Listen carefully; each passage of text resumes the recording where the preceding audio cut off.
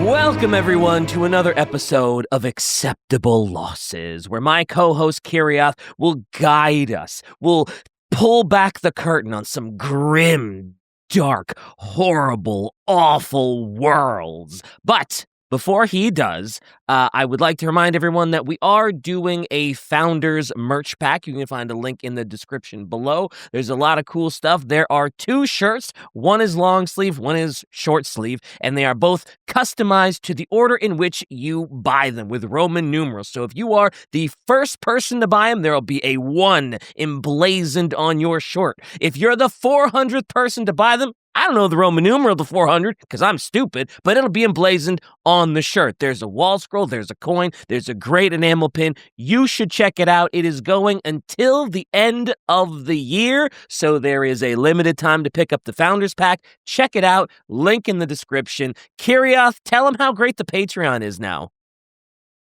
The Patreon's fantastic. We get new stuff. Well, you get new stuff. Technically, we also get it because we're recording it, so we are the first people to hear it, but that's not how that works on Patreon. You, as a patron, terrible plug, what am I doing? Get to hear episodes early. You get to see episodes early. We are currently trialing something where we are putting out the audio a little bit in advance for those who just like to listen, and there are also going to be mini episodes on the Patreon as well, so you should go and check it out. It's full of good stuff. And not full of eels. It's not full of eels. Crossover joke. Yeah, that's a crossover joke. Sorry. I've seen full of eels in the wild already, which is kind of mad. Yes, also we have our Discord. This is not boding well for doing this entire Don't episode. discard the Discord. Already. That's a tongue twister. There you go. Don't discard it. Instead, discord it. No. It's in the description. He tried, folks. He tried. Yeah, links in the description. Join for free. Join the conversation. I believe there's even like a topic suggestion thing in there. If you're like, oh, I know the perfect grimdark world for you. You can go in. You can talk about the episode. You can share funny memes, and it'll be a great time. Join us, why don't you? Yeah, the topic suggestion channel is absolutely rammed with stuff. So, yeah. I mean, I feel like we've basically created the perfect podcast format here because we have an infinite list of things that is only getting longer where people are like, you should also look at this. I think based off the suggestions we have right now, we could do this until we were in our 90s and we would still have, we'd still have a few left over at the end, And there's a lot. Kirioth, and we will. Hell yeah. Imagine how good the technology will be by then. Mm-hmm. Can I just say, after last week's episode, I was so morbidly curious about Aniara that I actually watched it, and I was like, oh, yep. I know everything that's going to happen. This isn't going to affect me. After the movie ended, I still felt like so empty and hollow and just like, God. So you like sci-fi, eh? Yeah. I've seen a few people now who are like, having listened to the episode, I went and watched it, and I still felt I still felt just bleak. Awful. In a way, that just shows how good it is. Yeah. With the glassy-eyed, slow singing when everything is just completely done and they know they're going to die. And I'm just like, bruh. Well, today we are going to talk about Half-Life a bit. Oh! Specifically, we're going to talk about the Combine and their arrival and how they treated our lovely planet. Which, spoiler alert, not well. Not great. Well, I mean, the damn thing's called Half-Life. I wasn't assuming great things for our planet. I don't know if this is a heretical, sacrilegious thing to say. I have never played a single Half-Life game. So this is going to be 100% completely, new to me. I think I have the orange box on Steam, but I never got around to it. So I'm kind of pumped. I'm kind of pumped to learn about it. I will say, I think it's worth going back and trying it if you got the time. It's obviously, I hate saying this, it's like 20 years old now. Like, I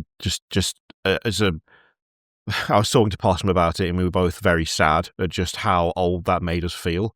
and the fact that there's not been really anything new in the what was it when Valve were like, we're going to be doing episodic games, and then they simply didn't do that. So it obviously is getting on a bit now, but it was pretty, revolutionary for the time, and the story is good. But we are going to be focusing primarily on the Combine because there's a lot in there. But the Combine and the way they treat humanity and the planet, oh boy, it's rough. It's real rough. Again, from a game called Half-Life, I wasn't expecting any different. No, it's true. So, 7 hours is all it took for humanity to bend the knee to an unseen force. This force would find the planet not by scouring the stars or by seeking out humanity directly. This force would find Earth almost entirely by accident. A lab experiment gone awry would result in the Earth's surrender to the Combine, and what would follow was the slow and painful eradication of the once dominant species of this planet. But this wouldn't be done at the hands of the alien force directly, it would be done by the hand of humans. Seeking comfort or a better life, the subjugation of mankind would be done under the boot of traitors to their own species who pledge their allegiance to the Combine for things as simple as a basic meal. As intros go, it's pretty hardcore. I was going to say, we are already off to a rip-roaring, grimdark, awful start. Like, we are not but a couple minutes tops into the actual topic, and humanity has been subjugated by an alien force. People are turning traitor for a meal, and we are already just getting ransacked with anarchy. Just awful so far. Yep, it's a bad start. Also, just the amount of time, 7 hours. 7 hours from the Combine showing up to, and we are under the boot now. That is bad. That's real bad. Yeah, that's pretty terrible. So the face of the Combine would be that of an old man who would provide careful assurances as the memories of those on the surface would slowly begin to forget how they got there in the first place. These humans would be the last generation on Earth, and the basic citizens forced to stand in line for scraps would never know the reasons why, as these reasons are somewhat unknown to the player as well. Unlike most invasion stories where we see the full face of the oppressor that is attempting to take down the population, the Combine are an unknown force with unspeakable power and goals that are convoluted even to those who actually support them. So today, on Acceptable Losses, we're going to go through the Combine's history on Earth, how they're able to hold humanity down, and what their potential motivations are. So pick up that can and let's dive in. A reference that I'm afraid you may not... Huh? This is the downside too. Having right? That's not played it 20 years ago. I have to admit, I had to touch up on some of my Half-Life knowledge, having read through the script that Possum provided, because, as I said, it was 20 years ago. I couldn't believe that it was that long ago, and then I was like, there's things in here that I vaguely remember, but I don't remember the details of, and I feel like at the time it had a big impact. And then I was like, oh yes, 2 decades. That'll do it. That'll absolutely do it. I mean, 5 years will do it, but that's, yeah. Yeah. I can barely remember what I did last week. 20 years ago, you got no chance. Well, it's funny because, a lot of times people are like, DK, how do you not remember that 40K thing? You and Bricky did an episode on it 4 years ago. And I'm like, well, it might have something to do with the 4 years ago part. Yeah. It's also a density thing as well. It's also a density thing. Like when you record something, like Adric is 5 years, 6 years old now? Coming up on 5, I think.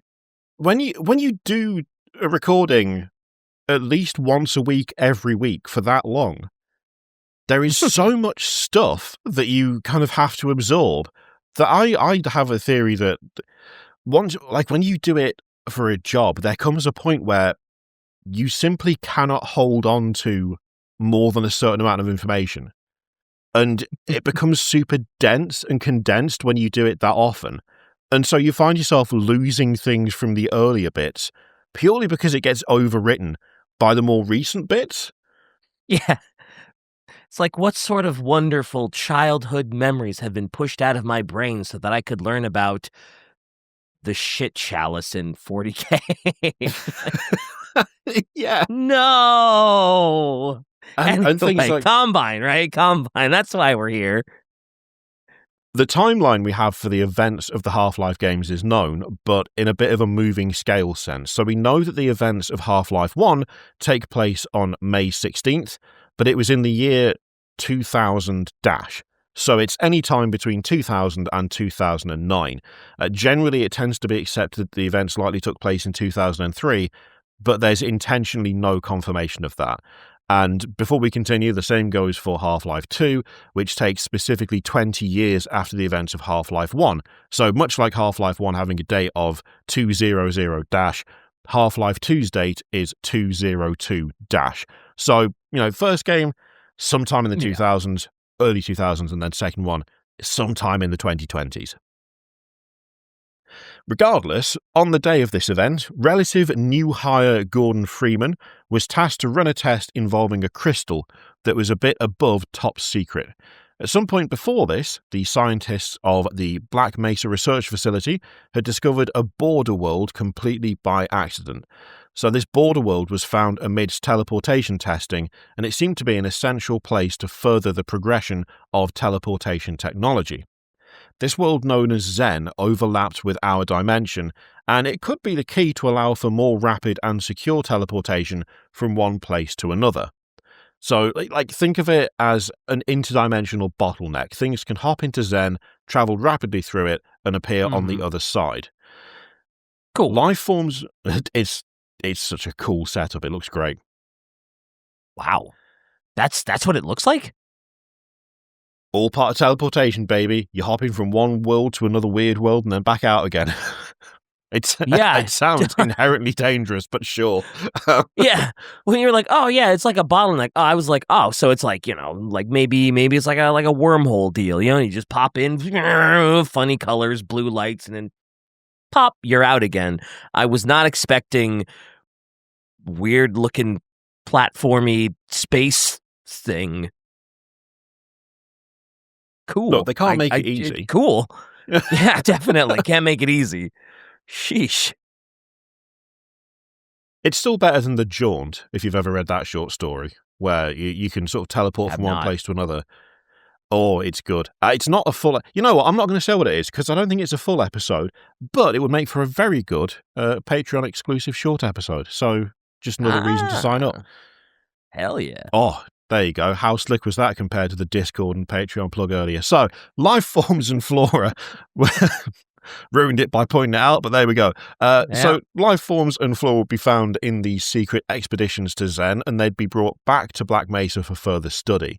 The top secret operations would yield several crystals, and tests would be requested on them to see what their deal was, as their properties seemed to be quite unique and could explain the secrets of Zen. One thing that was discovered during these initial studies of the flora and fauna is that all of the life forms they'd tested didn't really have a cohesive background, which tracked. The landscape of Zen didn't really seem conducive to life in the first place, so there was a chance that these other species may have arrived through similar means, either on purpose or by accident. Regardless, tests needed to be done on the crystals, and Mr. Freeman was the best candidate for it. However, due to last-second changes when it came to the sample size and the energy used to test it, a horrific incident would occur, resulting in a resonance cascade. Great name. Oh no. That doesn't sound great. Don't know what it is yet, but it doesn't sound like a good thing. I genuinely think that the term resonance cascade is actually very, very good. I think that's a very, very well-written phrase, because even if you don't know what it means, it just sounds both bad and weirdly, ethereal. How do you explain it? You can't really explain it, but gut feeling-wise, you don't want one of those. No, it sounds like a disaster. Yeah. And funnily enough, that's exactly what it is. So it's a quantum event that creates a full tear between two separate universes in a sort of feedback loop that continuously expands as the energy bounces between those universes. This tear caused aggressive and confused creatures from Zen to suddenly warp into the Black Mesa facility. However, we're not going to talk about the Black Mesa incident this time round. We're here to talk about the repercussions of it. And initially, it was believed that the extent of the cascade was restricted to just the Black Mesa research facility, as that's where the Zen crystal was. But the duration of the incident damaged the fabric of reality around our known universe as a whole. Wow, that is quite possibly the biggest fucky-wucky you could ever commit. It really is. It really is. Like, okay, we're gonna put some power through this crystal. Okay, cool. Oh, we've put too much power through. What's that even done? Oh, destabilize the universe. Yeah, nice. You destabilize the whole universe. Not even just the Milky Way, the whole universe. Literally everything. What is wrong with you? Holy shit. Oh my God. There's not a corner of existence that didn't feel this resonance cascade and your screw up. Good job. Well done. Yeah. Don't do that. Shy. Let's put funny crystal into a thing. Oh no. Yeah. And then it's a screenshot of like a wiki page. It's just a bunch of incidents and problems. Yeah. Like casualties. God. Almost all Black Mesa personnel. Oh, great. All right. That's super awesome. It's only almost all of them.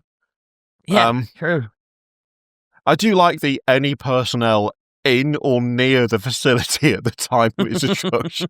not even the people who were just, leaving got away from it. No, in or near. If you're by the front gate, you were still shit out of luck. Sorry. Absolutely vaporized. Just the guard that's on patrol, like letting people in through the little gate thing to validate their parking, he's gone. He's gone. Sorry, you were too close. You were too close, and now you're gone. Yep. Oh, well, yeah. I mean, that does definitely make a difference. The whole activating a nuke to stop the whole issue. Yeah, that definitely will have caused a couple of deaths. Yeah, that checks out. Yeah, that's the best thing. It didn't even stop it, so. I mean, sorry, Jim, the security guard, but yeah, we caused a resonance cascade that has affected the entire universe. How should we stop it? I don't know. Let's detonate a nuke. Really, Black Mesa? Really? The most American thing I've ever heard. Yeah, true. So true. God damn. Anyway, that is a big warhead. To be fair, but I don't. Should have been bigger. That might have worked. Yeah, they were like, well, we can't stop the resonance cascade, but we can get rid of all the evidence that it was us. Any excuse to break out a nuclear warhead. We don't get to use them enough. Yeah. Do you know how much we've paid for these? We've got a reason right now. Let's go. Yeah. Jesus Christ. So, the incident damaged the fabric of reality, and this would result in portal storms occurring globally even after the conclusion of the Black Mesa incident. The picture there is related to the conclusion of that incident. So the portals made in these portal storms would be like a bright blue wave that would ripple and travel across either the sky or the ground unencumbered, resulting in large swathes of damage in its wake. These portals were just that, portals into other dimensions and realities. Initially, scientists tried to justify these as some rogue meteorological events or something akin to testing gone awry, but the true problem caused by these storms would be monumental, as it would draw attention from an interdimensional empire that likely would have never even noticed Earth in the first place. Great. Love that. Love that. It's like those horrible stories of, someone just opening their door at the wrong time and there happened to be a serial killer at the bus stop or something. Just, we opened a door by accident and then life as we know it ended. Oh, yay. That sucks. That's absolutely atrocious. What were you hoping to achieve? I mean, to be fair, the scientists were hoping to achieve teleportation. So there's a bit more kind of poking and prodding than just, crossing the road at the wrong time. But it still feels like a horrible cosmic coincidence of just, oh dear. Oh, we pressed the wrong button and now an interdimensional enemy wants our planet. Yeah, and we have random portal storms that are just not poggers. So, yeah. They look good, though. Yeah, hey, every screenshot Shai has shown of the portal storm does look just phenomenal. For sure. It's a shame they bring death. Yeah, I was going to say, I wouldn't want to be near one, but, they look sparkly and cool. Nice to view from afar. Not that will help you in the end. So I was going to say, don't they spawn randomly anyway? So it's not like you can predict when one is going to gobble you up from the ground. Oh, I love the idea of someone just pointing into the distance. That's amazing. It looks so good. Wait, is there something coming out of that? And then realizing that the blue light is no longer coming from that direction. It seems to now be coming from directly up above. Just a moment of, oh dear. Oh no. Or it's like it suddenly starts glowing blue at their feet and they're like, this isn't good. Straight through. Yeah. Straight into Zen. Yuck. They definitely called it Zen as like a joke on, calmness and meditation, didn't they? Yeah. 100%.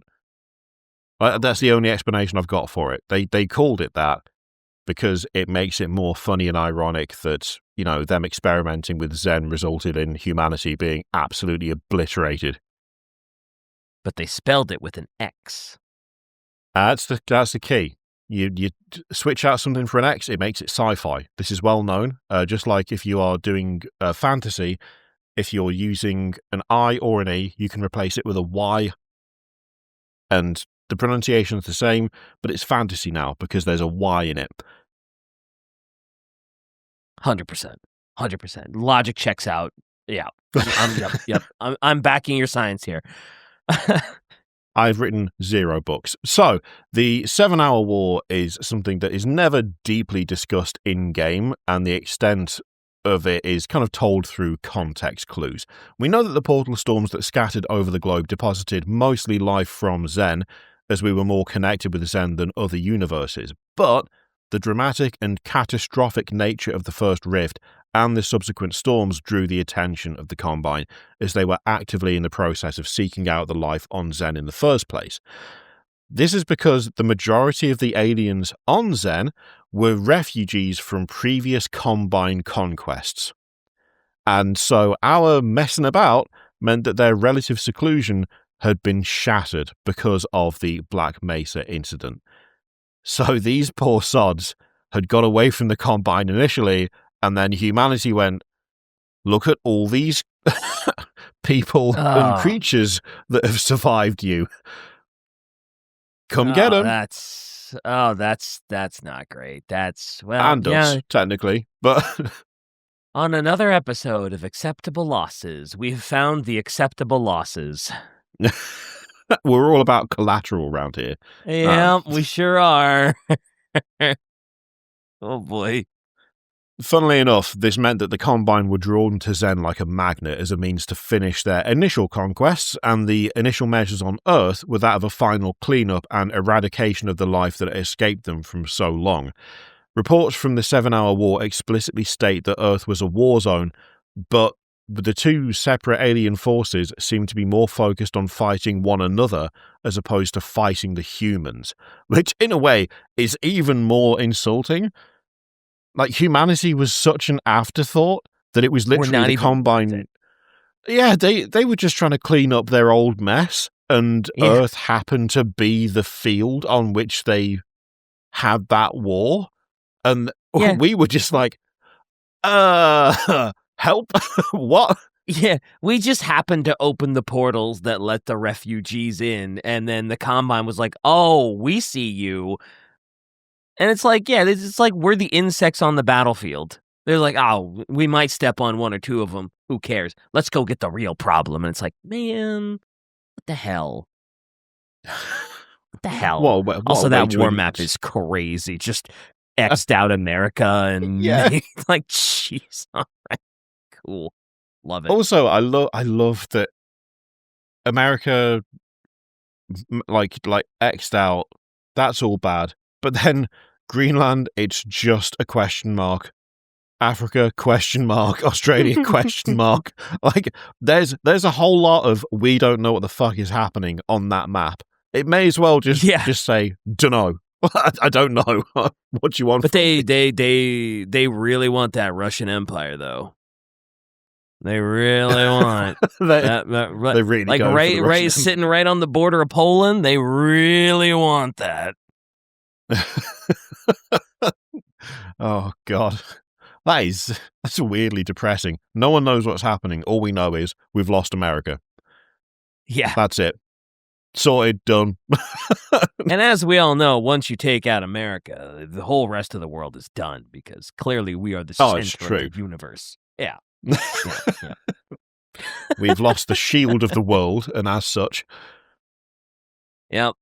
Without the world police, what are the rest of you gonna do?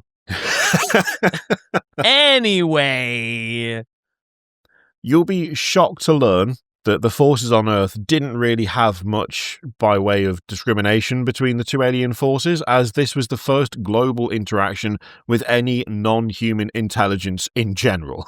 So the fighting just continued on all fronts due to the nature of the portal storms. This being the first contact with alien life is so brutal as well. I feel like that's something that we could skip over, but I think it's worth reinforcing that like, this is our first experience with non-human intelligence, and it arrived in the form of the sky and or ground splitting open, aliens from another world/dimension crawling into our world, and then more aliens who hate those original aliens showing up to kill them all, and we just happen to be there. That sucks. That hardcore sucks. Yeah, that's not great. That is... Don't love that domino effect. We might as well not be there. It's just... It sounds like the Combine agrees with you, actually. Yeah, that's fair. And they're gonna fix it. They've got a plan. Once they've done this unfortunately, they've got an idea to solve that.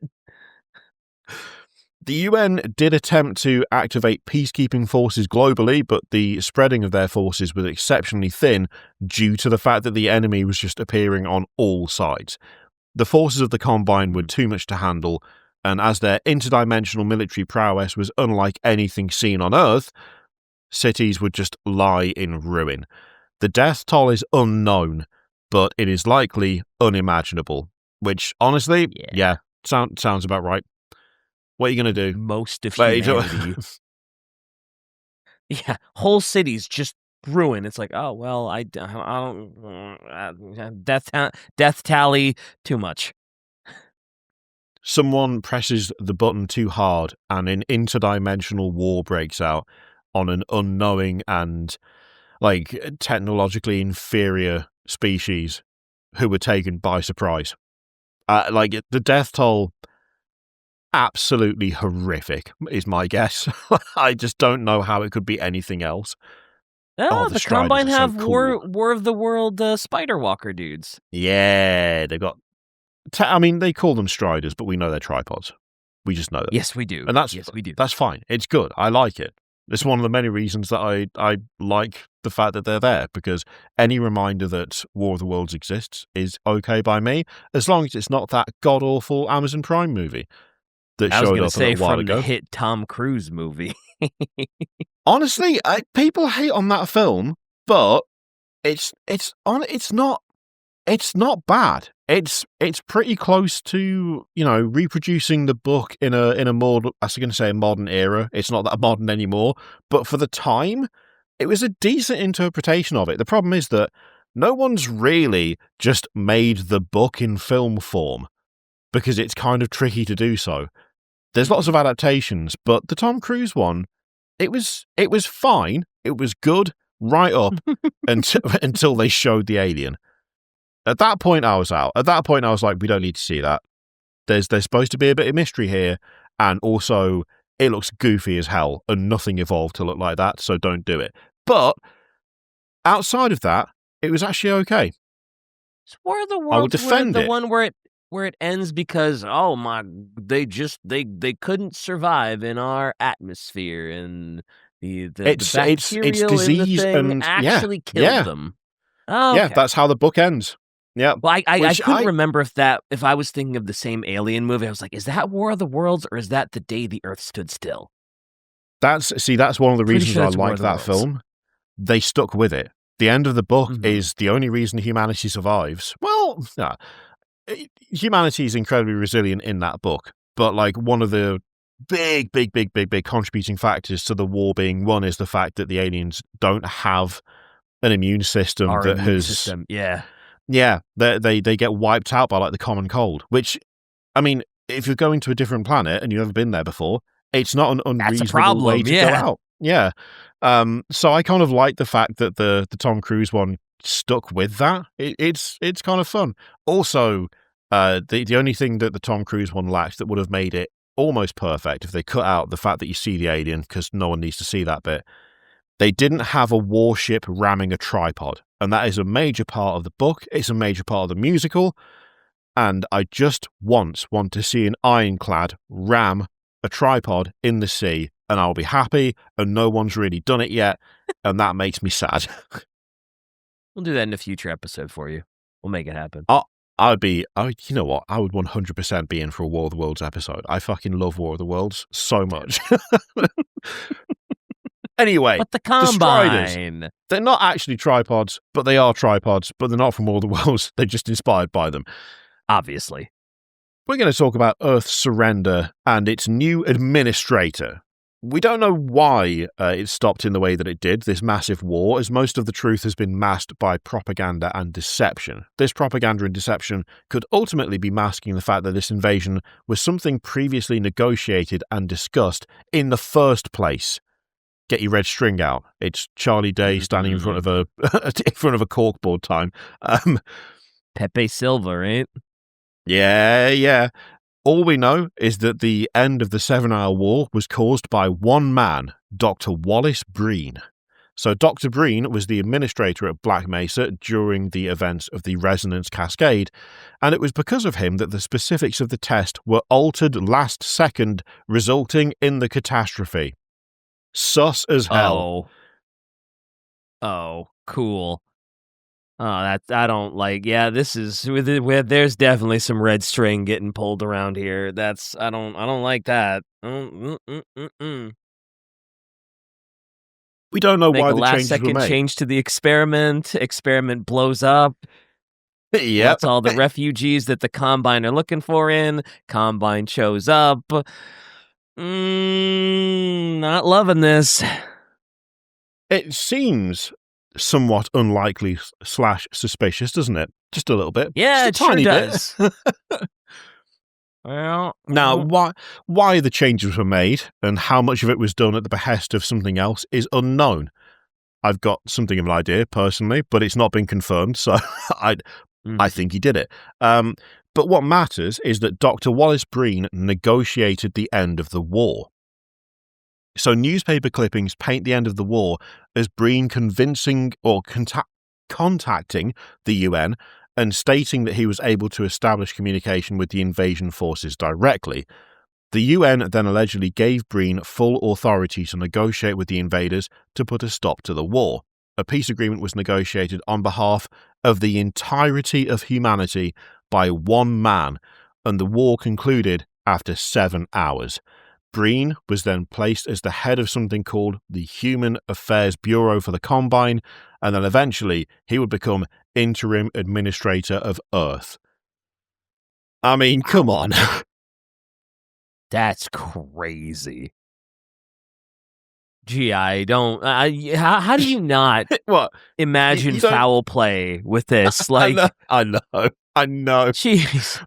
The biggest twist they could have done, had they ever actually, finished the story of Half-Life, would be to reveal that actually Breen was innocent in this, and it was just a big mistake. That would have been the craziest twist. Yeah. I didn't actually do this on purpose, guy. It was a genuine mistake. Last minute, I thought it needed fine-tuning. Genuinely, I did. I thought I saw an error in the thing. Turned a couple dials the wrong way. There was no ulterior motive. I agreed to help them, literally to try and save us, because I was the one who'd had the experiment all drawn up, so I thought maybe they want to know that, and I actually have been working on behalf of us this whole time, I swear. I've been trying to better humanity, truly I have. I've been trying to make amends for my error. I'm sorry, everyone. It's like, really? Wow. I've been wanting to absolutely just blow your brains out the whole game. There is something of a problem with this theory, though, which we'll get to later. But it would be quite the twist. It would be an excellent twist, and I would have been on board. Not that we're ever going to see the end of this story, but Also, Shai said, "Well, DK, as Earth is in ruins after being globally wrecked in 7 hours with 2 alien armies occupying it, I don't think a lot of people had the ability to argue that the guy who negotiated the peace is a sussy wussy." I suppose you're right. That's fair. After global domination, I guess it's just like somebody wants to negotiate. Fine, do it. Please stop this. Yeah, fair. Okay. Who even is this guy? I don't care. Just let him do it. I don't care. Just Shut stop up. the damn war. We're all almost dead. Apparently, America's gone. We're in global ruin. Fair, Shai. Fair point. I do love the signing a piece of paper like propaganda thing, as if the interdimensional conquering force is going to go. We need to make sure we've got this in writing, on a piece of paper. Like, what? Can you Xerox a copy of that to our mothership, please? We need it for our records. You still do faxes around here, right? Yeah. Yeah, there's a distinct lack of Combine representatives in the frame. So Breen's negotiation with the Combine and the surrender of humanity that he issued was met with a shocked and aggressive response. Like, who was he to negotiate something for an entire planet? Breen's actions were viewed immediately as an unforgivable and unimaginable betrayal of the species. And Breen was aware of this criticism, but he would say that this was the only way for the species to survive inevitable annihilation, and he would believe he was acting in the best interest of humanity from that point onward. Now, initially, Earth had some degree of functionality after the end of the 7-hour war. The ability of newspapers to be printed implied that free media did exist for a bit of time after the war. The UN attempted to provide as much humanitarian aid as possible, but the far spreading of the conflict made this very difficult. Federal agencies essentially told people to fend for themselves as best as possible, and that they could not guarantee that aid would arrive in a timely manner.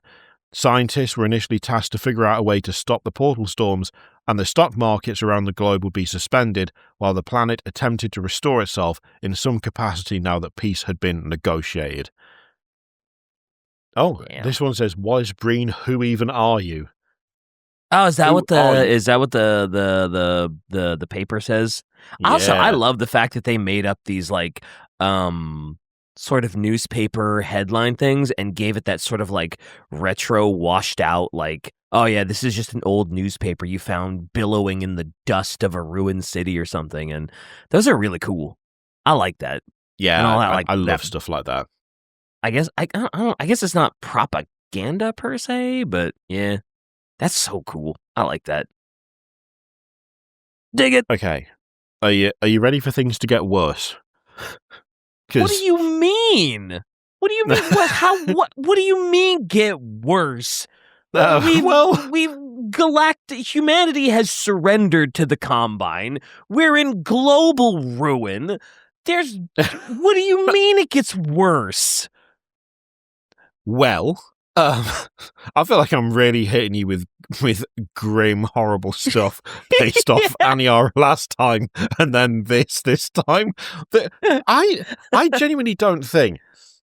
I often see people talk about Half-Life in a kind of like a sort of revolutionary gameplay. Like the story's good, but like for the time it was something a bit special. I don't see that many people talk about how horrific the background is. Like it's very good, compelling background. But I think it's actually a lot more horrible than it's given credit for, you know? Oh, yeah, it's horrific so far. Yeah, it is grim, dark. Yeah, this next paragraph is going to make things, I would say, at least 4 times worse. So, at some point, something changed. We don't know how fast it was or what changed the interest of the Combine in the planet itself, but the Combine would eventually tighten their grip on the globe. They would install a suppression field across the globe, preventing the birth of any further humans, and the current generation of humans on the planet would be the final generation.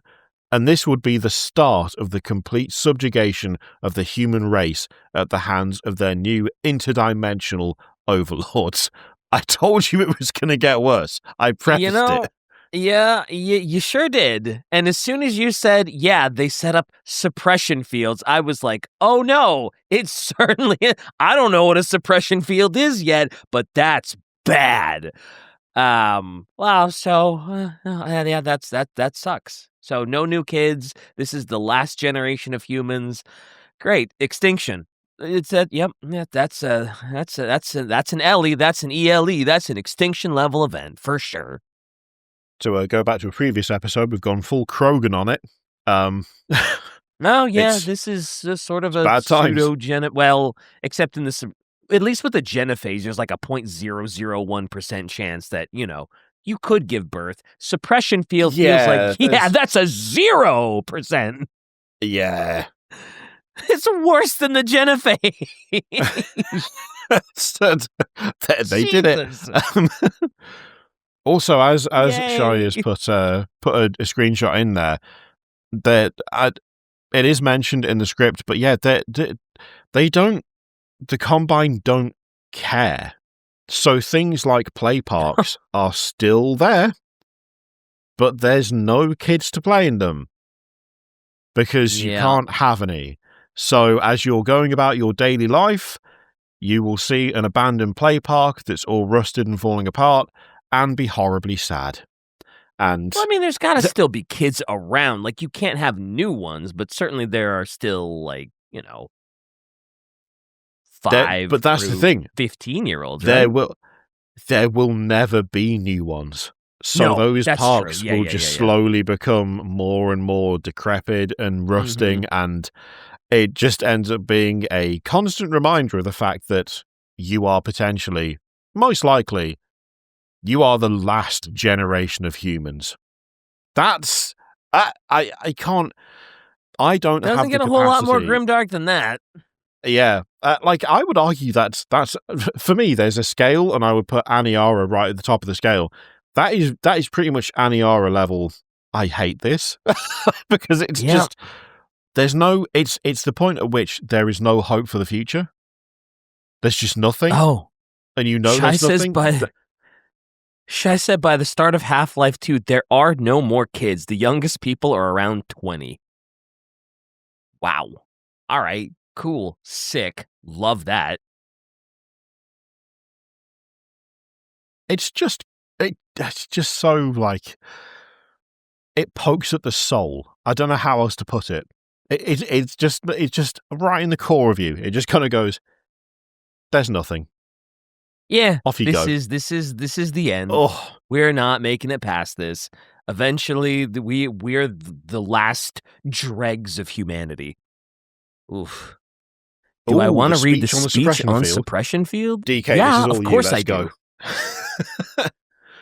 I would love to read a depressing speech about the field that doesn't let us have kids. It's pretty long. Remember when Shai was like, we should do another podcast that's all about grimdark stuff, and how you were like, yeah, that sounds good. Now, here's a speech about the Suppression Field. Take it away, TK. Let me read a letter I recently received. Dear Dr. Breen, why has the Combine seen fit to suppress our reproductive cycle? Sincerely, a concerned citizen. Oh, hang on, sorry. Concerned. Just the start of that is horrific because before you even get into the speech, what, like, why has the Combine seen fit to suppress our reproductive cycle? And it's like, dear Dr. Breen, why are they doing this to us? You already know that whatever answer he gives is going to be bullshit. You already know 100%. that it's not like, it's not phrased in a way that's human. It's phrased in a way that's like, what's the best way to tell people why we are effectively ceasing mankind's ability to exist? It's all horrible in a fake, artificial, like, propaganda way, and I immediately hate it. And I'd forgotten it, and just reading that first bit, I'm like, oh god, no. Shy, those soldier, I'm assuming those are Combine troops or something. I don't know. Terrifying. Yep. That is the stuff of nightmares. If I saw like one of them come out, those are the human collaborators. I hate that armor. That is terrifying. Something about like just the color and the glowy yellow eyes. I hate it. Hate it. That's horror movie shit. Anyway. Thank you for writing, Concerned. Of course, your question touches on one of the most basic biological impulses, with all its associated hopes and fears for the future of our species. I also detect some unspoken questions. Do our benefactors really know what's best for us? What gives them the right to make this kind of decision for mankind? Will they ever deactivate the suppression field and let us breed again? Allow me to address the anxieties underlying your concerns, rather than try to answer every possible question you might have left unvoiced. First, let us consider the fact that, for the first time ever, as a species, immortality is in our reach. This simple fact has far-reaching implications. It requires radical rethinking and revision of our genetic imperatives. It also requires planning and forethought that run in direct opposition to our neutral presets. I find it helpful at times like these to remind myself that our true enemy is instinct. Instinct was our mother when we were an infant species. Instinct coddled us and kept us safe in those hard-scrabbled years when we hardened our sticks and cooked our first meals above a meager fire and startled at the shadows that leapt upon the cavern's walls. But inseparable from instinct is its dark twin, superstition. Instinct is inextricably bound to unreasoning impulses, and today we clearly see its true nature. Instinct has just become aware of its irrelevance, and, like a cornered beast, it will not go down without a bloody fight. Instinct would inflict a fatal injury on our species. Instinct creates its own oppressors and bids us to rise up against them.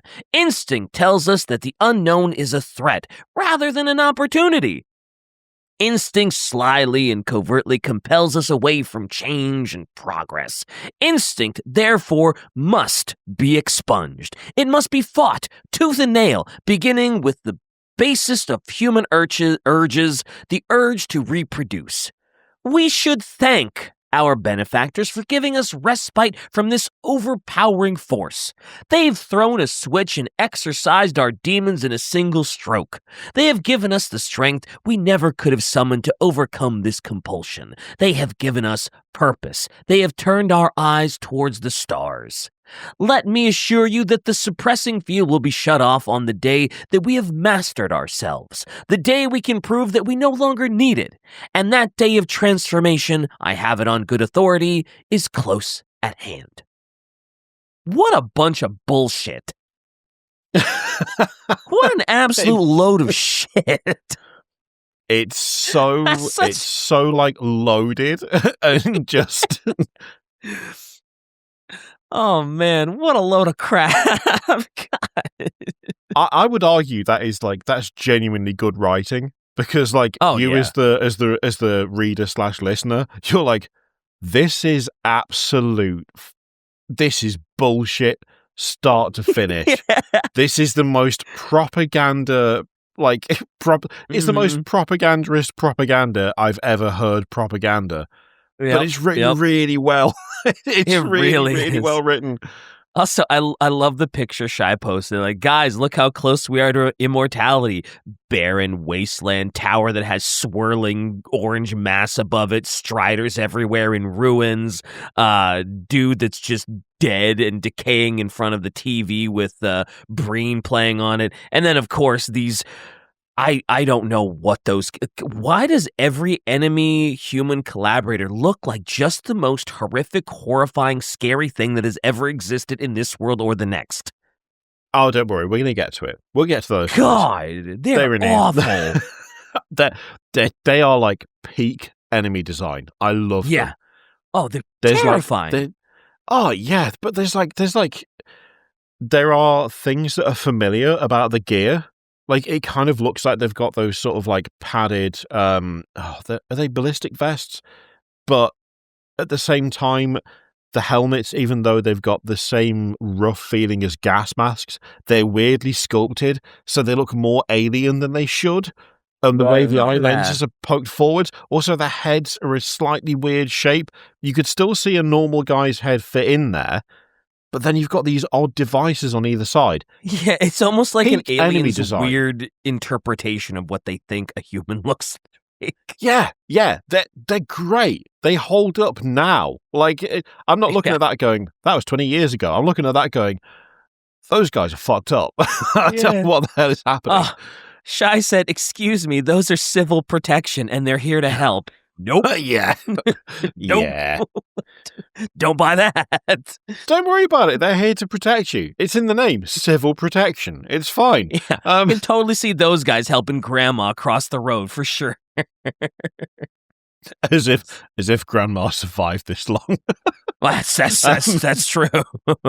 Oh man, that one soldier standing in the middle of that is somehow like the most terrifying thing there. Like, it's ruined, but just that one dude staring at you, I'm like, oh no, I'm dead. That guy's gonna skin me alive and eat me. I don't like it here. I gotta go. I think I'm gonna go back and play all the Half-Life games again. I think I'm gonna do it. As we're going through this, I'm like, God damn, they're so much better than I remember. Just because it's been so long, but I already knew they were good.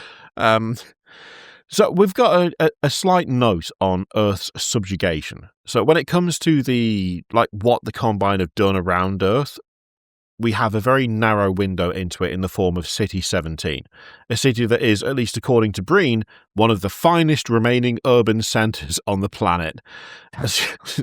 Okay, sure. Love it.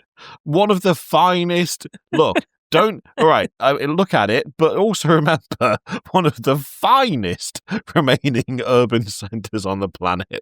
I mean, to be fair, compared to every other ruined landscape that is just rubble and dust with, it's striders. Still just rubble and dust. Well, at least this one in that first picture, I can see, neighborhoods that aren't... I can see buildings that aren't destroyed. So the other ones are... Oh, no, those are all pretty awful. If I don't scroll down, it's all good. Yeah. Look, that one Shy just posted, that's a livable area-ish. Is Breen's face just posted up everywhere as if he's like the Earth's savior? He's the administrator. He has to. Well, I mean, he is the Earth's savior. Wink, wink. Yeah, he negotiated the peace treaty. Yeah. Am I weird for loving the aesthetic of normal cities or towns or whatever, but with weird alien stuff with too many cables? I feel like that's its own niche, its own small niche. But I love it, where it's here's just a block of apartments, not flats. I mean, either way, here's just a high-rise building, but then there's this odd structure that's been planted on top of it, and then a million cables just spreading out from it. I don't know why. It just hits every time. Yeah, no, like Shy said, it's pretty awesome. It's a good aesthetic. I don't think you're weird for liking that. I'll take it, because I've asked that question to friends before and they've gone, no, it looks scary. And I'm like, what? No, it doesn't look scary. It just looks cool. I was going to say, we're all weird, but not for that. I'll take it. So for City 17, there may be occurrences in City 17 that aren't around in the other cities or vice versa, but considering the city's number as well as a population that talks about their transient nature, it can be assumed that there are still a number of cities and that they all operate in a similar manner. Combine aesthetic is where they don't give a shit about looking good. They are 100% brutalist, blocky metal function over aesthetic, and it's awesome. I agree. Yep, 100%. I was going to say, what do the Combine care if it looks cool? Like, they're obviously a brutal alien faction that has suppression fields. They don't give a shit how it looks. They just want it to be functional, right? But, sir, this doesn't have enough filigree. Kill him. Kill him now. Destroy. What do you think this is? Emperor's Children? Murder that guy. A big chunk of Earth's subjugation is around infrastructure, and the most prominent thing that would be constructed around the globe would be citadels. These are gigantic towers that seem to be a visual representation of the might of the Combine. These towers would mark the center of some of the major new cities around the world and would be surrounded by smart barriers. These barriers would slowly move outward, expanding the size of the citadel's radius in its path and destroying anything they push through. In Half-Life 2, we see plenty of buildings that are partially devoured by these moving walls, as the encroachment of the citadel's borders is slowly compressing the remaining pockets of humanity further and further. Oh. Yes. Yeah. So, you might be thinking, when it comes to barriers, you might be thinking, energy barrier. No. Yeah. Oh. No. Well, no, what kind of barrier is it, Kirioth? So, at the base of this big, tall structure right here, in the picture that Shai posted, you can see a big wall that's made of a bunch of metal bits, kind of linked. Those are the barriers. Oh, no. That sucks. Oh, God, that's not great. Yep. It's not like a Star Trek thing. It's not like expanding the shields. It is literally a wall made of gigantic metal legs that walk outwards. So it's way worse. Horrifying. Oh, I can't even imagine that thing just... Oh. Yeah, that sucks. I don't like that. The scale is wild. The scale is absolutely wild. Like, not only is the scale crazy, but just imagining this thing, like... Because essentially this thing just roves around with its crazy little metal spikes going in and out of the... Oh, I hate that. Don't love that either. Nope. Yep, not a fan. It's just another example as to why actually Half-Life is perfect for acceptable losses. Everything is horrible. Oh yeah, it's all terror. Yeah. Wow. Oh, that's such a good picture. Oh, is that what it looks like at the... Wow, that sucks. I love that. Oh, that's great. I hate it. Yeah, that's awful. That's fucking disgusting. Not disgusting, but that's just... Oh, man. Yeah, it's too much. Yeah. So life would quickly become a privilege as opposed to a right, and in order to accomplish this, certain things would become immediately restricted and incentivized. As the human population was still reeling from the after effects of the 7-hour war, resources were scarce, understandably, and these resources would quickly become controlled and distributed by the Combine themselves. I love this, by the way. Water would become completely controlled by them and would be redistributed in the form of Dr. Breen's private reserve for free. Okay, cool. So they Breen's private reserve. It's so good. So they have a stranglehold on the Earth's water supply, and they're just why even bother repackaging it if you're just going to give it out for free anyway?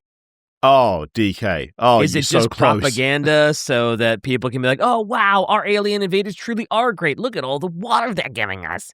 So innocent, so trusting. No, it's because the water's been manipulated.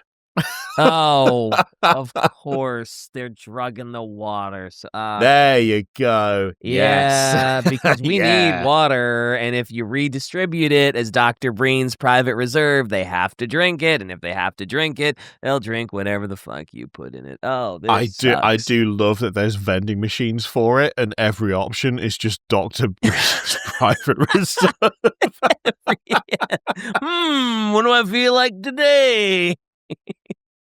Oh, I've got 10 cents to my name. What do I fancy out of the vending machine? Well, it's Dr. Breen's private reserve.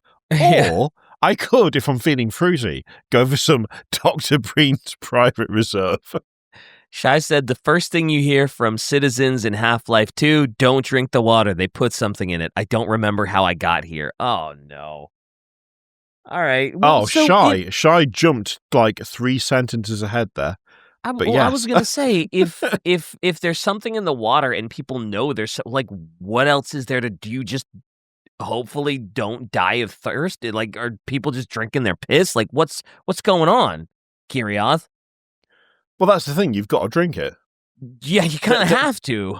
There is no other choice. You have to drink it. So Dr. Breen's private reserve is the only way to drink water.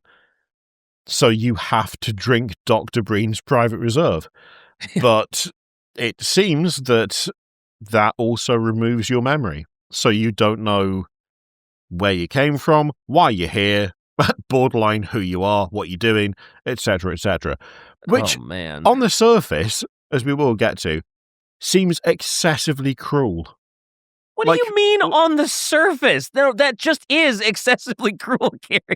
There's no the surface. That just is excessively cruel. But you'd think it would like, you'd think below that there would be a purpose. Oh, they're like, just being assholes? There's no rhyme or reason.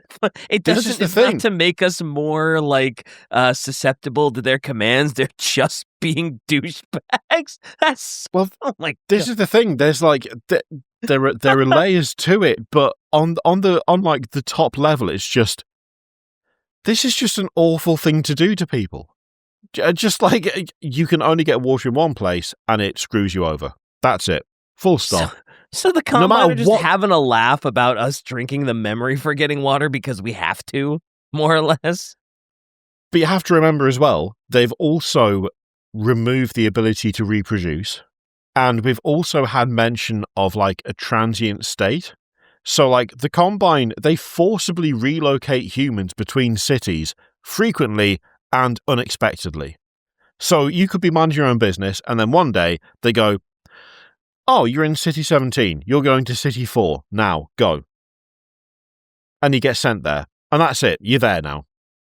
And at the same time, someone in that city could be told you're going to City 21, etc., etc. Like, they're just constantly moving people, removing their belongings, removing their memories. There's no form of permanent settlement. And if you take all of that away, what do you actually take away from humanity? If they've got no like basis of where they live, how they got there, and if their food and drink is entirely reliant on the Combine, what does that seek to like suppress, do you reckon? I don't know. I was going to say it's almost like you're turning them into livestock. You're just like, they're just cattle. They're just like it feels like they're kind of turning them into a resource that like they're planning on harvesting. I don't like it. Honestly, you're pretty much there, because the only thing that's there as a constant is the Combine. If you've got no constant place where you live, no constant water source except for the Combine, no constant food source except for the Combine, the only thing that you know to rely on is the Combine. It also means, how do you communicate with people who don't like the Combine if you're constantly moved from one place to another? Is there Well, I'm assuming this is the Half-Life thing, and this would probably be jumping ahead. I am assuming there is a Combine resistance. Oh, of course. It's humanity. We don't accept some jumped up alien species showing up. I am assuming that is literally what the games are about. Is just like, yeah, you're in one of the splinter cells that are resisting the Combine as much as you can, but good fucking luck, bruv. Because we'll get to that. Also, I don't know if you've meant to do this, but that is now, I've been counting because it jumped out earlier. That is the 5th bruv of the evening for me. Have you been watching 5 times today? You have. I genuinely, as I was saying that, I was like, oh yeah, this is the first time I've thrown a bruv out. 3 of them were before we started recording. I've been drinking too much of Dr. Breen's Private Reserve. I thought that was the first time I said it. You did it twice, and I was like, that's 2 bruvs. What has he been watching? I'll have to ask. And then I've been collaborating with you too much, Kyria. It's. I don't think have I ever said full bruv? Of beans, bruv, gov, flats, crazy. Oh god. What are you putting in the water, Kyria? What the hell? Drinking my Private Reserve. That sounds suggestive. Let's move on. That sounded really let's not. Golly. We're going to move on to the propaganda part of Earth's subjugation. So the constant presence. Because we didn't get it before, right? Oh yeah, no. Jesus. The constant presence of the Combine is reinforced through visual propaganda as the city is filled with large screens that show constant Breen casts. I love this. I love the... that's what those were that I saw in the city. Those weren't posters. It was Breen cast. Is it just a live stream of him? Yeah, it's Wallace Breen. And he talks to, like literally it's him talking to the population at large, or like the population specifically. The casts that are made for City 17 are likely just specifically there, and other ones are unique to other cities. However, the Breen cast may be a bit newer than most other forms of propaganda, since in Half-Life Alyx, there are no Breen casts, despite it being set about 5 years before Half-Life 2. Instead, the monitors and screens just show more generalized propaganda for the Combine, be it recruitment advertisements or just general iconography. So the propaganda is complemented by a very difficult to ignore scanning system that comes in the form of the city scanners. These are large floating metallic eyes that sort of jet around and get into areas that regular forces can't.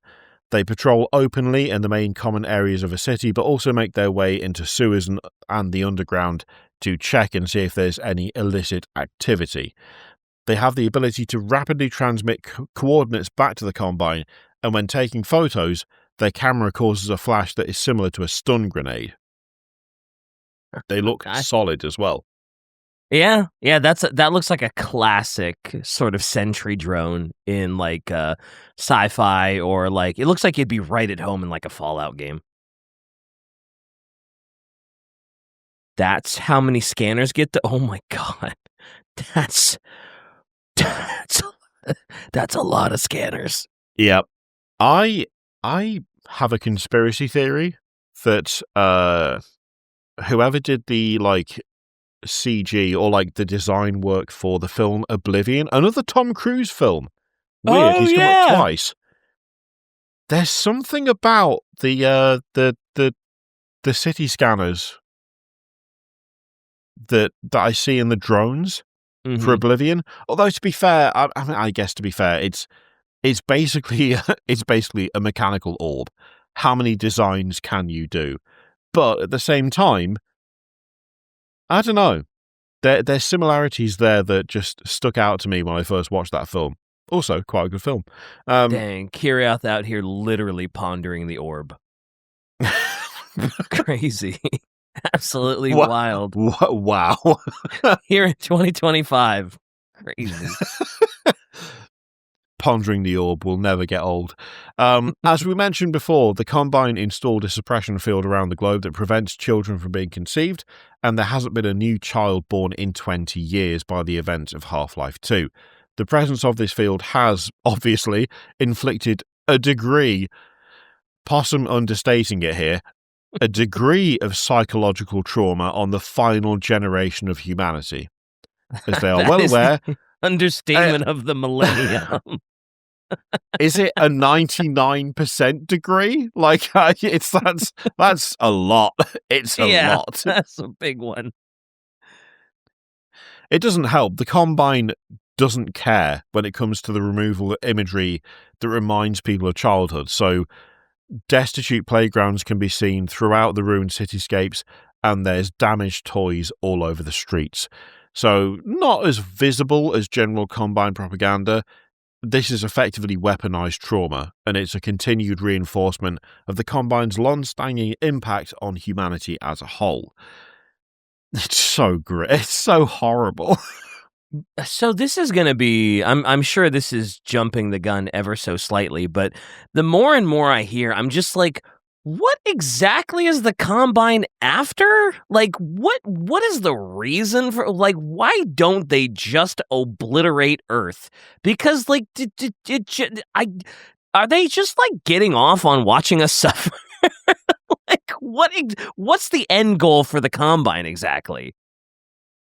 Well, that's the question. Yeah. Sorry. I like I said, I know that's jumping the gun, but like the more I hear, I'm just like, what are they getting out of this? Like, they're just spending resources to make us suffer. Like, what are they getting out of this?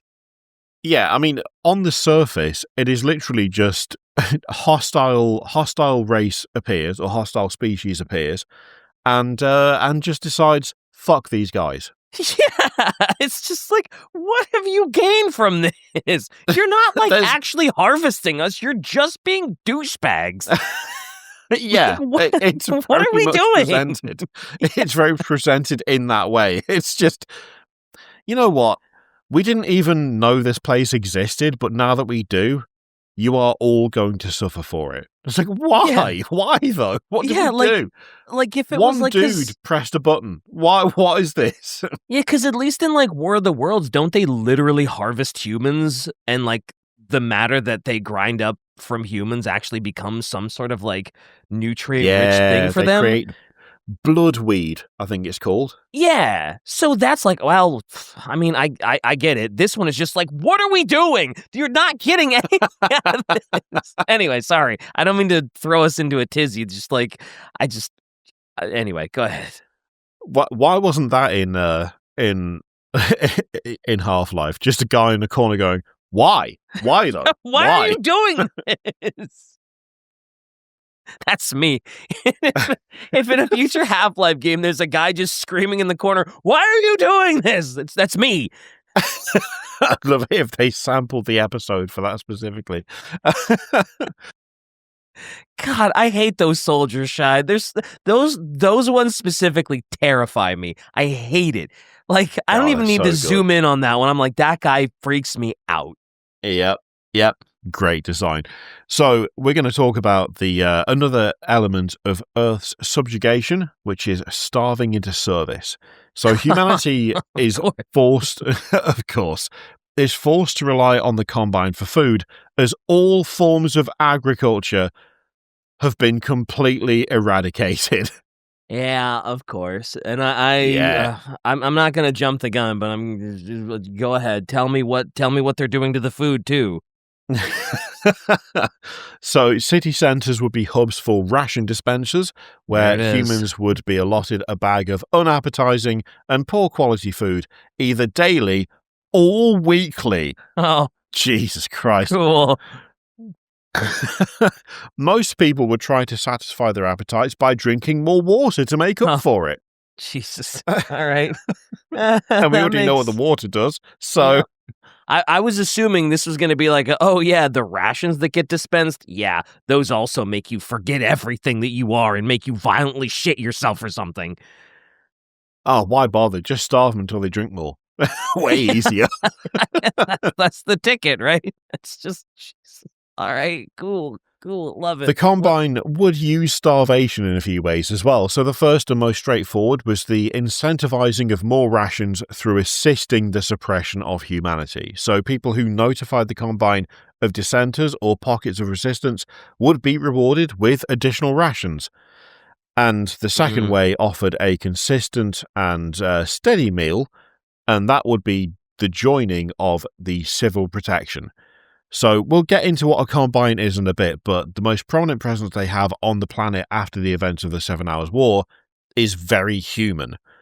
Though looking abhuman with their menacing masks, the basic civil protection units seen throughout the early part of the game are unaugmented humans that have opted to serve the Combine for one reason or another. It could be some twisted belief that the Combine are in the right. It could be the promise of permanent living quarters or food of a higher quality or quantity. Whatever it is, the forces of civil protection are the first step in the loss of one's humanity. Uniform in look, style, and voice, you become a representative of an ideology instead of an individual when you join civil protection. So the units are guided by a dispatch in the form of the Overwatch voice, an unseen vox that guides the movement and action of all units. It's not a secret, as the loud nature of the Overwatch voice tends to give a unit away, but the point isn't secrecy. They are meant to be in your face to enforce the might of the Combine at a basic level. So these freaky wankers are just normal guys. Oh man, and it's just such an ominous look with all that. And the other crazy thing is, like, I can't say I blame someone for wanting to like join this group, because it's either that or you can starve, you can be homeless, you can have literally nothing, you can keep drinking the forget me water. Like, you would almost be crazy not to volunteer for civil protection. Like, sounds with the way their world is. Sounds like we've got a collaborator on our hands. I'm just like, yeah, you know, but given the circumstances of the world right now, it's like, why wouldn't you? At least you can eat. At least you've got a roof over your head. What else are you gonna do? You're gonna stand up to all the Combine? No. Yep, and yep. With controlling the water and the food, it really puts you in a corner. Oh God! All right, you can handle that. Jesus. Shai said, "Overwatch voice, by the way, is horrifying. It speaks in a very cold, calm tone and uses medical terms for murder. Attention, ground units. Anti-citizens reported in this community. Code, lock, cauterize, stabilize. Attention, residents. Miscount detected in your block. Cooperation with your civil protection team permits full ration reward." Oh. Yeah. Oh, and she gave a little clip of the Overwatch voice. Attention, community. Unrest procedure code is now in effect. Inoculate, shield, pacify. Code. Pressure, sword, sterilize. Yeah, I don't like that. Oh, it's so good. That is so a good, haunting voice, actually. That is just, yeah, when you said it speaks in a cold, calm, sort of haunting tone, yeah. Is it weird that as soon as I sterilize stands for? Yeah. As soon as I heard the Overwatch voice, for some reason, my mom was like, that reminds me of, like, the Wizard of Oz. Oh, like, there is a bit of that, actually. Vibe. Yeah. I really like the use of the word inoculate. Like, literally, like, this is a virus. It's a sickness. Yep. It's a disease. It must be removed for things to remain calm and collected. Like that. Oh, that's a great use of that word. Love that. Gosh, but I don't love it, but you know what I mean. I again, I didn't play the games. I wasn't sure what to expect from Half-Life, but God, this is awful. I guess a part of me was like expecting like nuclear world war type stuff. I was not expecting human subjugation at the hands of just an overwhelmingly dominant alien force. God. Yeah, no, that's fair. It's pretty rough. It's not great. Yeah. Yeah. No. Humans are not being oppressed by Combine. Of course not. That sounds like something a sympathizer would say. That's the really horrendous thing. Oh, it's that's the fact true. That the Combine are like recruiting humans to do the oppression for them, which makes it so much worse. Yep. So the orders of the like civil protection guys, they're unclear, as well as the training. The voice tends to offer credits for the completion of certain missions, as well as the deduction of credits for the failure of missions. Other threats include things like off-world service assignment. Don't know what that means. Don't love that. Yeah. And there's also the promise of preservation of family cohesion, which suggests that someone who joins civil protection is also putting their family at risk by doing so. The luxuries of a civil protection unit member are restricted, though, and as the Overwatch voice says in the game, memory replacement is the first step of rank privileges. Oh. Not memory restoration. Important distinction. Memory restoration would be getting your memories of old Earth back. Memory replacement is not the same thing. Yeah, it sure isn't. You're probably getting your memory replaced to think that you are 100% Combine pilled and you never... Oh, I don't love that. Also, that is a horrifying picture of a civil protection dude, Shy. What the hell? That's the cover of a horror movie. Jesus Christ. Well, to be fair, when it comes to civil protection, the rank privileges come in the form of the transhumanism offered by becoming a Combine soldier.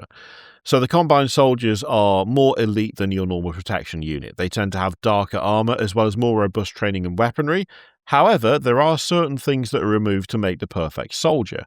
The recruit goes through extensive surgeries, including chest augmentation, the implantation of mechanical devices, brain surgery, and memory implantation, all of which may potentially be done while fully awake. Shy, nice. What the fuck is that picture? Is that how they replace your memories? They just... I don't... Words? Just stick a big thing over your face and then it does horrible things to you. What do you want? It's the Combine. Oh, God damn. Cool. Man, you know how I said you should totally join the civil protection? I lied. Don't do that. Oh my God. No, you're no longer a collaborator. You're right. Nope. Please get me the hell out of here. Get me the fuck out of here. Jesus Christ. So you join the civil protection and essentially there's no chance of you ever defecting because they just replace all your memories and make you a good little puppy that they can just order around and do whatever. Oh, no. Yeah, once you're in. That's it. Good luck. Yeah, don't join the civil protection. Never mind. Scratch that. Forget it. They are augmented so that their humanity is slowly removed so they can better fit within the Combine regime. But some notable things strangely remain. When playing the game, the Combine soldiers react to you with surprise and expletives, indicating that some form of human emotion remains. And Breen provides the soldiers with morale-boosting speeches, which again suggests that humanity is still in there somewhere. The final step in the Overwatch of the Combine comes in the form of the Combine Elite. Though slightly human in physique, the visuals of these entities become a bit more alien. So instead of a normal gas mask, they have a helmet with one red ocular sensor, implying that the soldier inside has become more and more artificial with this final rank. They also carry weapons with unusual power that is almost alien compared to the weapons utilized by the lower ranks. Oddly, they don't look as scary as the rank and file. Yeah, I'm with you on that. Yeah. I'm not. They look cool, but not as horrifying for some reason. Yeah, they definitely don't look as bad, and I don't know if it's just because I'm dumb, but when I saw that helmet, I was like, oh yeah. When you're like, oh yeah, they've got one red ocular, I was like, oh, that's got to be scary, and I'm like, nah, that's just the thing from Portal. Yes, it looks like one of the Portal robots. There's a bit of Portal turret about it. Yeah, which is weirdly not as scary. If it was off to one side, maybe. I think the all-white clean sort of and white, puffed out look, he almost looks like a crash test dummy in white. A crash test stormtrooper. Yeah, which is not. It's fine. Now you might be curious as to what happens to those who defy the Combine or those who just fail serving them. We don't know the full extent of what the Combine did to the rest of the world and how high the body count of the 7-hour war was. That's difficult to say. What we do know is that there seems to be a fairly overwhelming disregard for humanity in general. Violent... Really? No shit. So, violent raids and beatings are common, as are public executions at the hands of civil protection. There's almost a lack of interest in the preservation of humanity outside of those who are forcibly conscripted within the forces of the Combine itself. Beyond the raids and the beatings, the Combine are seen resorting to extreme measures in pockets of humanity that are more rebellious and will launch canisters containing head crabs to turn the population into mindless zombies. Head crabs, great. And they just, okay, all right, that's I am still just like, but why? It sounds like they could very easily just wipe out the planet. Anyway, sorry, I'm trying to jump. I shouldn't. Okay, so head crabs, zombies, total disregard for humanity, public executions, absolutely awful. What happens next, Kirioth? There's a level of cruelty that is just hard to rectify, right? It really is. It's like they're getting off on being mean. Yeah, it does. I say being mean like they're just tugging on ponytails or something, but this is cataclysmically awful. They're just genocide is too quick for you absolute lower scumbag life forms. And it's just, anyway, go ahead. Yeah, it's like a level of vindictiveness that doesn't really make sense.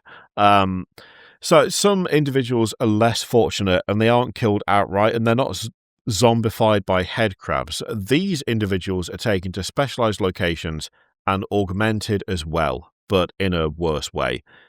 So they're stripped of their clothes, their hair, and their humanity, as the extremities of their limbs are removed and replaced with bionics to keep them uniform in size, and their brains are lobotomized so they can be rewired to complete specific functions. Look, we can boss baby servitors all we like. Yes, we all thought it. Yeah, I was like, wow, they have oh no. Oh, that's oh boy, that's yeah, this is Half-Life is just a big nightmare. This is just the worst nightmare that's ever yuck. Yeah, it's gross. It's just terrifying. Gross. It's horrible. That second picture you posted, Shy, what the fuck? What is going on in Half-Life? What's going Half-Life? What? Are you okay, Valve? Is everything all right at home? What happened? God. The reason we didn't get the full series is people got too sad making it. And they were like, the creators were just I can't anymore. This is I am destroying my own humanity making this. We have to stop. Holy God. It's so good. There is a question here, right? Why is a Combine? Yes, the question is why. Why? Well, the question is also why, but what even is a Combine? Because we haven't really said. We've talked about the fact they've got striders and weird war machines, and they ruined Earth, and they really like subjugating humanity in horrific ways. But what are they? That's a good question. We haven't really seen many, like, we've seen the Striders, we've seen some of, like, the ships, but we haven't seen, like, a Combine representative, have we? We have not. So when they first invaded Earth, they didn't have any human technology at their disposal, so there was no Combine elites or Combine soldiers during the 7 Hours War, and the Combine's forces on Earth, they utilized biomechanical war machines known as synths to fight. We had the Striders, gunships, and dropships. These biomechanical synths of the Combine show the real end goal of combining various species into one thing. They all move in a kind of eerie, fluid, and natural manner, giving them a more menacing presence, and they exist almost as an example of their conquest in previous dimensions. In effect, the final form of humanity is its own form of a synth within Combine forces. Yeah, they're horrific. They are like part organic, part mechanical, and if you shoot one of their aircraft, they scream at you and they start bleeding. So great. We love good that. Times. Yeah. Well, it's times anyway. It's certainly a thing that happens. Even that, though, like, it doesn't clarify the question about what a Combine is. Through the games, we encounter creatures called advisors, and they seem to have the authority on Earth beyond Wallace Breen himself.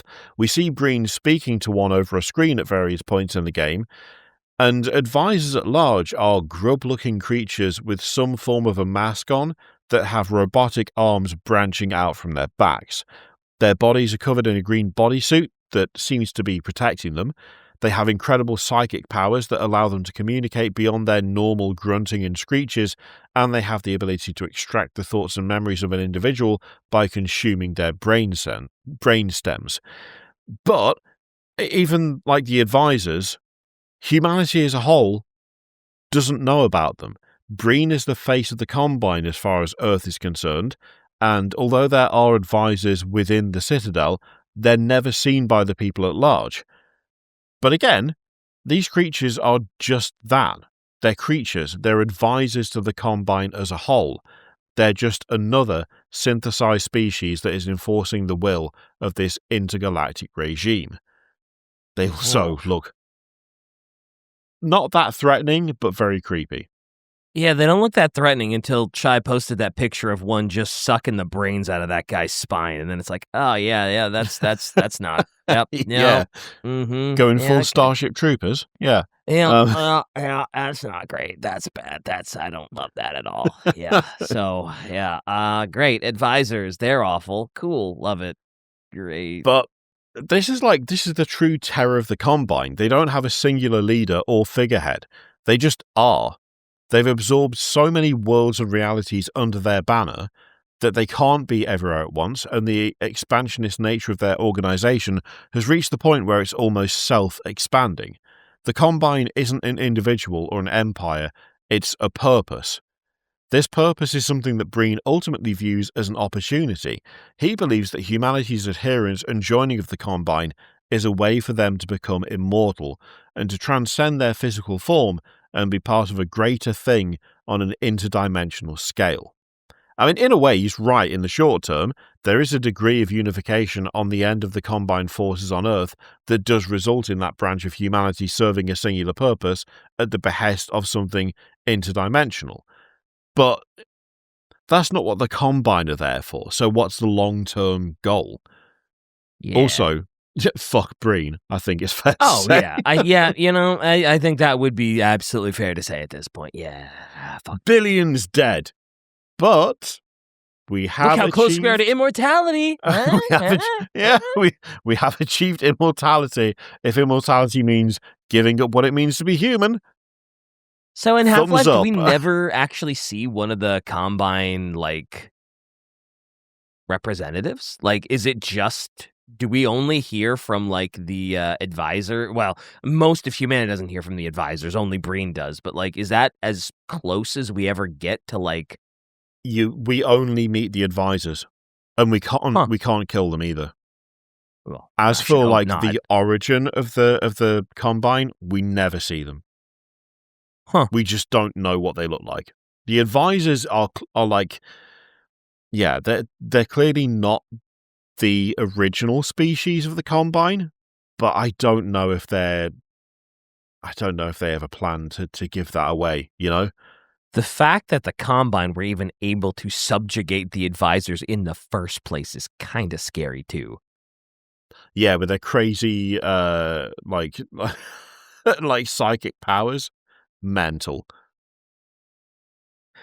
I mean, it's clear they invade worlds with their sins to occupy, leech all the resources, take local dominant species and turn them into their half-robotic slaves, and then use them to invade the next world. Yeah. I mean, that's what their whole force is made up of, right? Is just shit that they enslaved from their previous.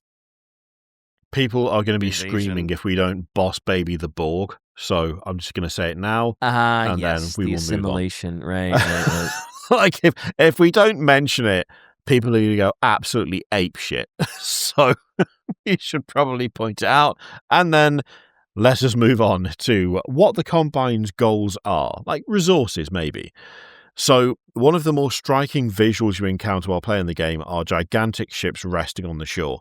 Huge vessels impossibly far inland, with docks stretching out over huge swathes of sand.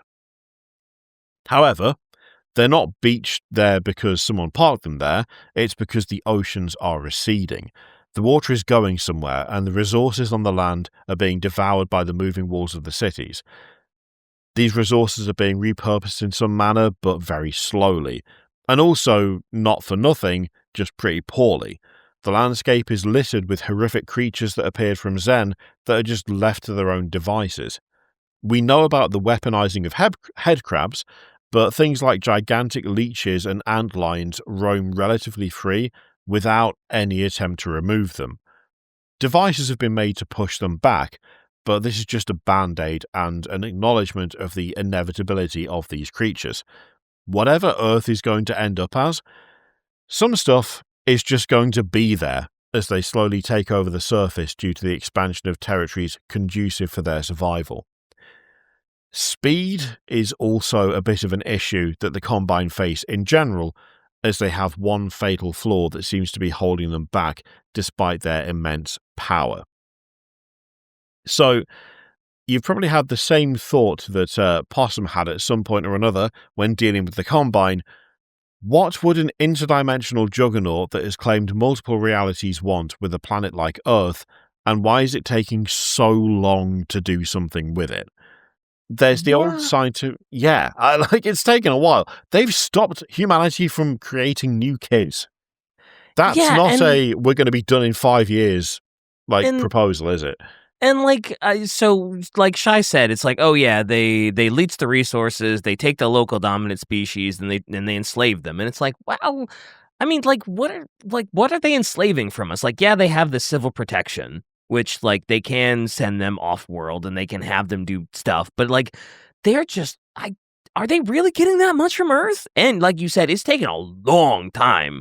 You would think with how powerful the Combine are, it's just oh, Earth done, snap. Done. Easy. Yeah. What? Yeah. This is like a slow, prolonged death of a species, which is really weird when you think about it.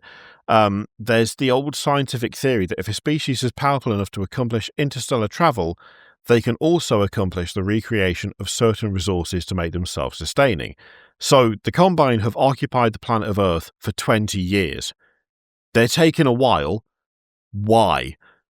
So, there's clues early on as to one of their fatal flaws. As early as the opening of Half-Life 2, the Combine, despite their interdimensional prowess, are heavily reliant on seemingly simple forms of technologies. Transportation is predominantly done through gigantic razor trains that connect city to city. They use helicopters for combat, elevators, bridges, and quite a lot of physical technologies to accomplish their goals. The Citadel shows they're capable of the creation of highly advanced technology, but they still move in a rudimentary sense. We learn that they have a fatal flaw partway through Half-Life 2 Episode 2. The Combine are hyper-advanced when it comes to the movement between universes, but they do not have the ability to use that same teleportation technology on a smaller level. They are such a large entity that the idea of thinking small is beyond them in any way. Oh, that's an interesting flaw to have.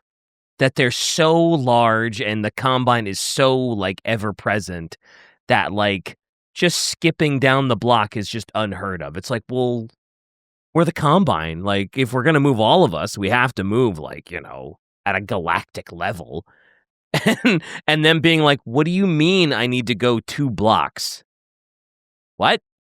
That's uncomprehendable to me. You can't, what? No. What? I would like it. Build a train, I guess? It's very I like fun. that, actually. It's a very cool way of doing it. It's just slow, steady, like inexorable expansion, but it means that there's gaps in the technology where it's like, well, we can't teleport from one building to another, but we can go to a totally different reality. Yeah. But why would we need to go from one building to another? What would be the point? It's like we could make that technology, but it makes no sense. Why would we do that? That's stupid. We're the Combine. Or they did the thing of like discovering something a bit too early. So like they discovered how to go from one universe to another, and so they never scaled it down. It was just, okay, we can jump from here to here. Oh, this is a whole new place with whole new resources, with whole new species. Yeah. We'll conquer them, and then they go, okay, well, we've done that. We'll use it again. We'll go from here to there. Oh, there's a whole new bunch of worlds and species and so on and so forth. And then by the time it's got to the point where they realize we could do with being able to just instantaneously travel like a mile the same way we do through realities, it like the Empire is so big, the way they've expanded is so brutal that they just aren't able to scale it down anymore. Like, it's a very cool weakness to give an interdimensional foe. Species, yeah. I feel like that was like a theory in Mass Effect for like the Protheans or something. I can't remember what it was though. Anyway, it doesn't really matter. But yeah, that's dope. I like that. But yeah, the power that they use to slingshot across universes is exceptionally large. And the immense power and scale that is used to do so is a substantial resource drain on the Combine. The way that humans have been able to do so much with such limited resources and power has to be appealing to them. Like, by accident, the humans of Earth were able to create teleportation technology in an interdimensional and localized manner with limited effort. The interest in this is seen immediately when Gordon Freeman is able to accidentally teleport into Breen's office, and the advisor looks at the arrival with great interest. The Combine seem to have a dedicated desire to achieve this technology, and their longevity on the planet may be in part due to this. But Breen is taking his time with it, and time is running out when it comes to the patience of the Combine. So throughout Half-Life 2, the attitude of Breen shifts from calm and orderly to something more frantic and panicked. The arrival of Gordon Freeman and the show of force through surprise tech has upset the advisors, and the usefulness of Breen has run its course. The advisors pushed the Citadel to the brink after it's damaged to do one of their catastrophic portal transmissions back to the alleged homeworld of the Combine, but their interest is deep in the movement of Freeman due to his connection to the Resistance and also to something more extreme, which is the Borealis. We're going to shift a little bit here over to Portal. Hey, I've played Portal. I like Portal. Portal's good. Portal and Portal 2, I played great Portal games. 2, yeah. The cake is a lie. Someone had to say it. I'm sorry. Oh, that still lingers to this day, which just shows it's got the staying power. Someone had to say it. 100%. So, the Borealis is an icebreaker ship that belonged to Aperture Science that likely holds the key to the teleportation technology that the Combine seek. Aperture Science was a long-time rival of Black Mesa, and their research and creation became exceptionally secretive. The events of the first Portal game take place at some point presumably in the 2010s, and the research facility has remained unseen and unknown by the Combine as a whole, despite it housing the technology that they seek. The Borealis is the only thing that is known outwardly of their teleportation power, and the ship has since vanished. But not in a, we lost it sense. During the experiments on the ship, the Borealis vanished due to teleportation. The Resistance are conflicted as to what to do with the Borealis if it's found. One school of thought is that the rapid advancement of teleportation technology, if found, could result in the defeat of the Combine as a whole, while others believe that the Borealis should be eradicated to prevent the technology from falling into their hands. It's insane how, on the surface, Portal and Portal 2 is fun puzzle game, and then it's huge lasting impact on major franchise. Yeah. Hey, look, it's the short form teleportation that the Combine are really interested in. Yeah. God. Now I want to play Portal games again as well. This episode is going to take up a significant chunk of my free time once we're done. So, one big ad for the orange box. It really is. Yes, you don't want to escape. You have no idea what's going on outside. Don't leave. Oh, yeah. She does say that, doesn't she? Yeah, she's right, things are bad. Things are bad outside. You want to stay where you are. GLaDOS was the good guy all along. Only your best interests at heart. GLaDOS. Sort of. Yeah. So the Combine's oppression of humanity by utilizing humanity as the oppressing force is a grim example of their power. Beings that have been able to travel from universe to universe with ease and take countless numbers in their ranks have left the dirty work to the people that they conquered in the first place. Vague in promises of the future and their motivations, their subjugation of Earth is at best a means to fully synthesize the planet to their forces and achieve the technology to make their domain unstoppable. At worst, it's a rock that's got water and minerals that can be absorbed and spread across their empire to just refuel things ever so slightly, only to move on to another reality and leave the planet in ruins at the hands of its own people. Now, we get on to the fact that, frankly, we'll never get answers to any of this, because is Earth's subjugation over? If maybe further games were developed, we'd know. But it seems increasingly unlikely. Possum specifically notes, please do come back and comment if it ever happens. Possum gave up on a new Half-Life game in roughly 2008. Oh, wow. God. Yep. Oh, it's... Look, people have been waiting a while, and... You know... Given what I've learned today about sort of the lore of the Combine and all this, now I'm just damn, how's the story end? I haven't even played the games, and I'm brother, what do you mean there's no end? What do you mean there's this lore is in a state of flux because there's just no more? We don't know what the Combine are actually. We never actually see them. We never actually the protagonist never saves Earth. Do we all die? What happens? Man, I get it now. Half-Life fans, I get it why you're just so thirsty for more, because it's what do you mean there's no resolution at all, and we're just in a suppression field of It's wild. When you think about it, it's wild. We have a cliffhanger for a story introduced by a series of games that were hugely influential for their time.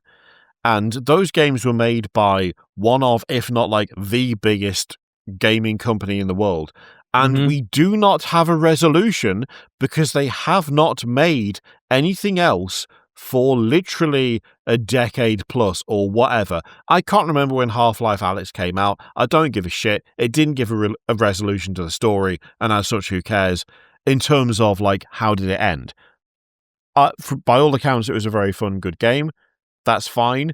But did it give us an ending to the story? No. Because it was a prequel, as Shai just pointed out. So, when it comes to the story, that doesn't help anyone. It's very fun, it fleshes out more, but where's my ending? We don't know, because, one of the richest companies when it comes to gaming is no, we just, no. now. You know, I mean, with to be fair, the state of video games these days, you know what we're going to get? We're not going to get Half-Life 3. We're going to get Half-Life 1 HD remastered. Don't you dare. Yeah, hey, I'm just saying, yes, brother, like, look, I'm not... You know that's what we're going to get before any kind of sequel. Please. And then you're going to get the Half-Life 2 HD remaster.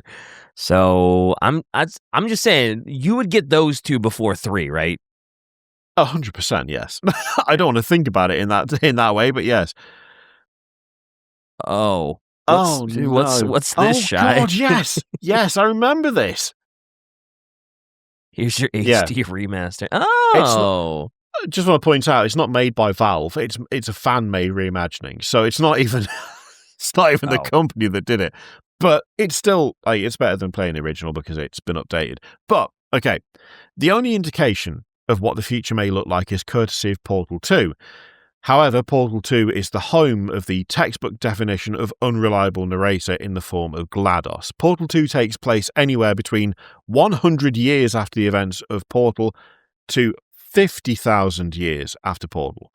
So in the game, we are slingshotted to the moon at the culmination and we get a view of Earth, and the surface looks as it always had, blue, green and cloudy. This suggests maybe the invasion of the Combine concluded, all things have returned to normal, or this could just be an asset issue. The image of Earth in the game is credited to NASA, so it's likely it was just a photo that was put there. And at the conclusion of the game, you are kicked out to a very normal-looking wheat field on a blue and sunny day. Though the peace and serenity at the end of the game seems to be a good thing, it could be a bit darker. Maybe the Combine moved on and the world repaired itself. Humanity exists in nothing more than the pods below aperture science, relics of a former dominant species that were once subjugated to the greatest threat to the known universe, trapped as lab rats who may have never been aware of what happened to the rest of their kind and never will. Lost fully in the Aperture Science Extended Relaxation Annex. Despite Portal taking place during the event of the Combine invasion of Earth, you are never told of what's happening outside. There is something going on, but you never know and never learn about it. GLaDOS controls the narrative for her test subjects, and any information on the truth of things could offset further experimentation. The fate of humanity is in the hands of an all-powerful machine prone to deception. I'm making a note here. Huge success. Huge success. Huge success. Huge success. Wildly successful. God damn. God damn. God so what damn. do you reckon? Half-Life, suitably grimdark for acceptable losses? I would almost say it's almost too grimdark, even for us. Jesus. Pretty rough. It's pretty rough. But I like I said, I get it now, I get why everybody is chomping at the bit, begging, pleading, and screaming for Half-Life 3. And I didn't even play the goddamn games. Just hearing about the lore, I'm like, you get to work on Half-Life 3, you fucking get it right now. It's so rough. Like, even if the conclusion was humanity all got wiped out, at least it's a conclusion. At least the suffering ends, you know? It's not a happy ending, but at least you'd be like, oh man, well, at least no one is forgetting who they are or where they are or why they exist, whilst also knowing that there's going to be no more like humanity ever. Because that sucked. All right, Kyria, do we have more to talk about, or have we sufficiently killed everybody's good mood today? Oh yeah, I think we're done. Humanity cannot reproduce. They're losing their memory. They're being coerced and subjugated by an interdimensional force. But on the upside, if Portal 2's multiplayer lore is correct, then don't worry, because eventually humanity has fully passed away and the birds rule the earth once more. Good news. Just give it 50,000 years. Everything will be fine. Just a hop, skip, and a jump away. Just no big deal. Oh, there you go. Are you regretting acceptable losses yet, or are we? Not even a little bit. I am regretting the fact that now I'm like, damn, do I have to go play the Half-Life games? I think I do. I think you do. I think I do. I think I do. They are very good, to be fair. I have heard as much. Anyway, remember, go ahead and close us out, Kiriath. I was going to say we've got amazing Founders Pack merch. It's only available until the end of the year, so you should jump on that right now. And if you join the Patreon, you get stuff early, you get exclusive stuff. It's absolutely worth taking a look at. And yeah, I'm going to actually go and download all of the Half-Life and Portal games again, which I haven't done for about 10 years. But you know what? It feels like the time to do it. I recommend you do the same thing. Yeah. And hey, if you don't remember this episode, drink more water.